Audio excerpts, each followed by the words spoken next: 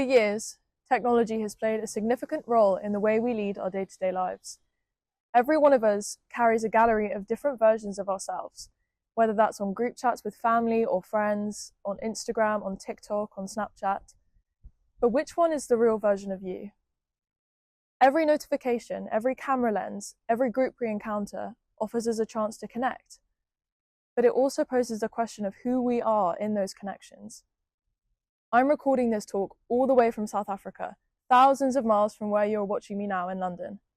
And yet, in this moment, we are still connected, as you watch me on the big screen. 400 years ago, William Shakespeare posed Hamlet with this same problem: how to stay true when the world is watching. Much like Shakespeare's character's contentions with maintaining the correct outward appearance and his inability to relate to those around him, we too often struggle with this online, with many of us feeling that same tension every time we open an app. Digital platforms are designed to keep us performing, as you present a curated image of yourself towards an audience, masked by the security of online platforms. The pressure is very real. Things can be saved, replayed, or screenshotted, and our digital footprints are constantly expanding as we engage with and participate in online trends. Just think about how quickly a moment can move from private to permanent. A photo meant for a small circle can be screenshotted and shared without warning. Things could be misread further down the line. The internet doesn't forget.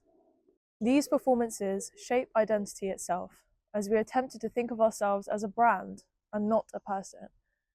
Hamlet feared becoming a mere role in someone else's script. Today we risk turning into our own carefully edited feed. Yet, connection doesn't have to be this way. By understanding how these pressures work, we open the door to a new form of connection, one that favors presence and honesty over constant display. Take Shakespeare's play, for example. Hamlet has never been a single fixed text. The protagonist has been altered and moulded for more than 4 centuries to answer questions and confront anxieties. On stage, every performance is unique, with mistakes being forgotten almost immediately the following show.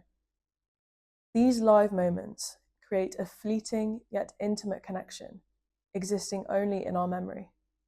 Looking at more modern adaptations, this connection shifts. Ethan Hawke's film version is shaped by cameras and editing, inviting us into private thought sculpted by Hawke's emotional performance. We are drawn into and connect with the character's inner life. Now consider a digital leap. Grand Theft Hamlet, staged within the video game Grand Theft Auto, or GTA, turns pixels and avatars into Shakespearean players.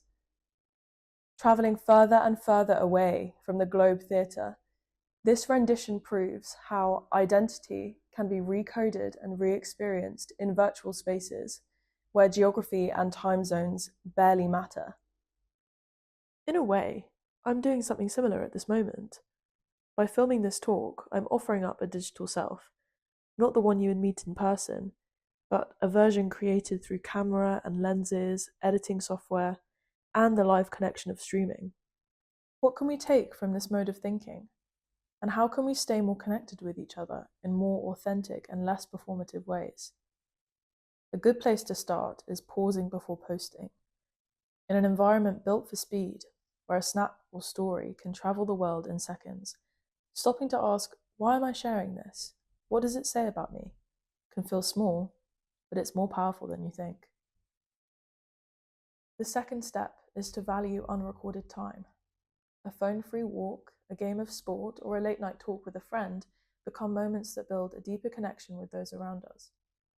Granted, I'm sharing this with you through a screen, but that only underscores the point.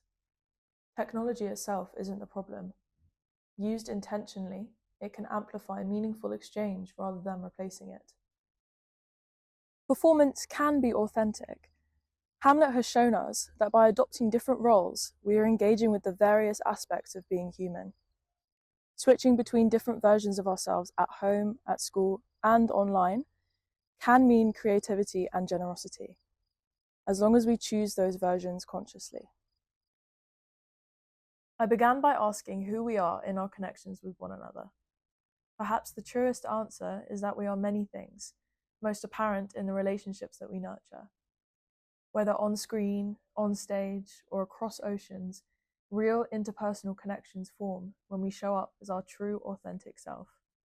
This means building friendships and communities that value honesty over online profiles.